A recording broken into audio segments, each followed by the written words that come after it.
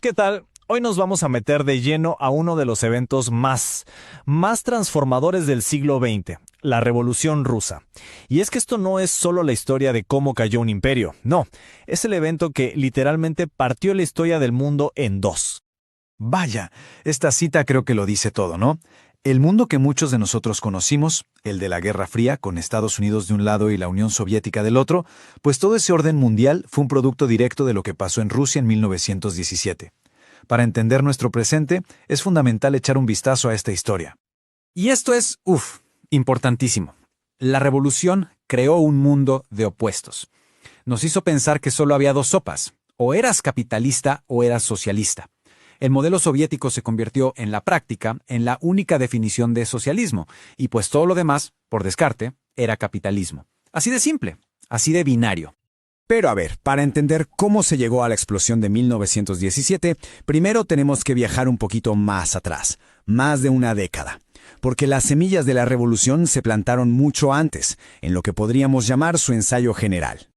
En 1905, el hartazgo de la gente ya no daba para más. Todo empezó con una masacre terrible, el Domingo Sangriento, y eso prendió la mecha. Huelgas y protestas por todos lados. Aquí es donde aparecen por primera vez los famosos soviets, que eran consejos de trabajadores. El zar, viéndose acorralado, medio cedió y permitió un parlamento, la Duma. Pero la verdad es que aprovechó que sus oponentes no se ponían de acuerdo para aplastar el movimiento con una represión brutal.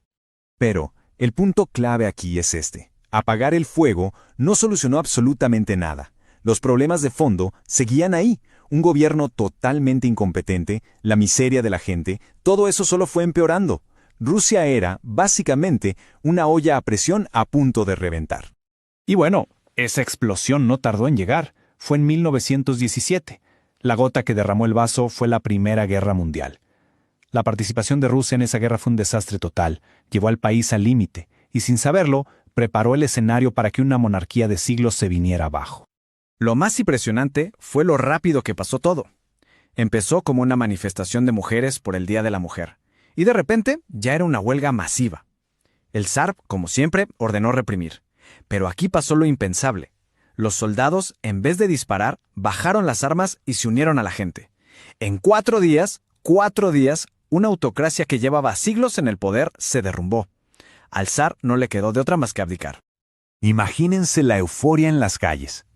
Como dice esta cita, para la gente no era solo un cambio de presidente o de rey, se sentía como el inicio de una era completamente nueva, una de libertad total, de igualdad, de poder para el pueblo.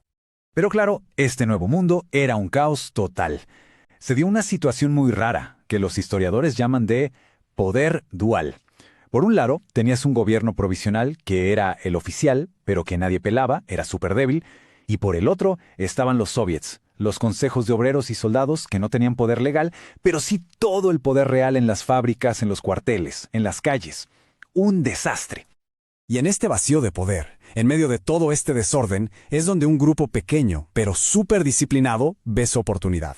Vio el momento perfecto para entrar en escena y cambiar las reglas del juego para siempre. Es que el gobierno provisional cometió un error garrafal tras otro. El más grande, insistir en seguir en la guerra que nadie quería. Tampoco solucionó el hambre ni le dio la tierra a los campesinos. Y esto, pues, obviamente radicalizó a la gente. Los soldados, que en su mayoría eran campesinos, simplemente dijeron hasta aquí. Dejaron las trincheras y se regresaron a sus pueblos a tomar la tierra por su cuenta. Y en medio de todo esto, aparece Lenin y los bolcheviques con un mensaje ¡pum! Simple, directo y que le daba a la gente justo lo que quería oír. Sus famosas tesis de abril prometían 3 cosas básicas: paz, tierra y pan. Y todo bajo un lema increíblemente pegajoso y poderoso: todo el poder para los soviets. El punto de quiebre, el que de verdad cambió el juego, fue un intento de golpe de estado de un general de derecha apellidado Kornilov. El gobierno provisional, muerto de miedo, tuvo que pedirle ayuda a los bolcheviques y a sus milicias para detenerlo. El resultado, el gobierno quedó como un payaso, totalmente debilitado, y los bolcheviques se convirtieron en héroes. De la noche a la mañana, ganaron la mayoría en los soviets más importantes del país, como los de Petrogrado y Moscú. Y bueno, aquí es donde llegamos al momento decisivo, al clímax de esta historia. Con el control de los sovietes y con un gobierno que ya nadie respetaba, los bolcheviques se dieron cuenta de que su momento había llegado. Era ahora o nunca. A ver, la famosa Revolución de Octubre no fue una batalla épica de miles contra miles como a veces la pintan. fue más bien una operación quirúrgica, muy bien planeada. Primero se aseguraron el control político en los soviets. Luego, casi sin violencia, tomaron los puntos clave de la ciudad, puentes, estaciones de tren, y al final, pues simplemente caminaron hasta el Palacio de Invierno, la sede de un gobierno que ya no tenía ni a un solo soldado dispuesto a defenderlo. Y este es quizá el punto más importante de todos, y el que a veces se nos olvida. Los bolcheviques no tuvieron que derribar un gobierno fuerte en una batalla sangrienta. Simplemente llenaron un vacío. El Estado se había desmoronado, ya no existía, y ellos fueron el único grupo lo suficientemente organizado para llegar y recoger las piezas.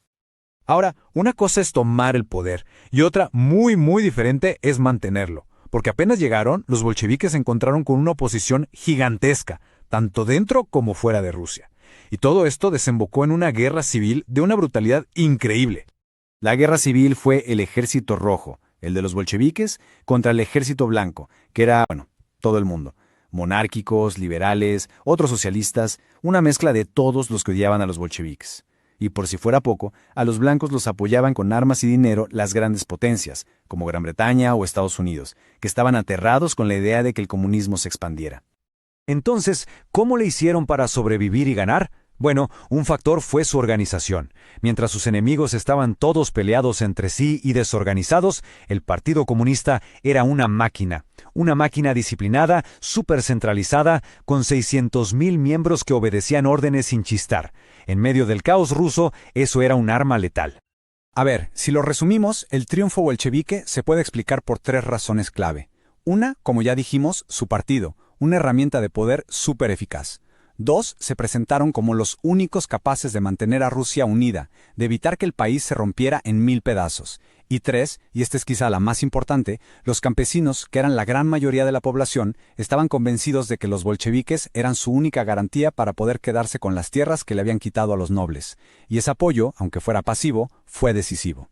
Y todo esto nos deja con una pregunta final, una que da para pensar mucho.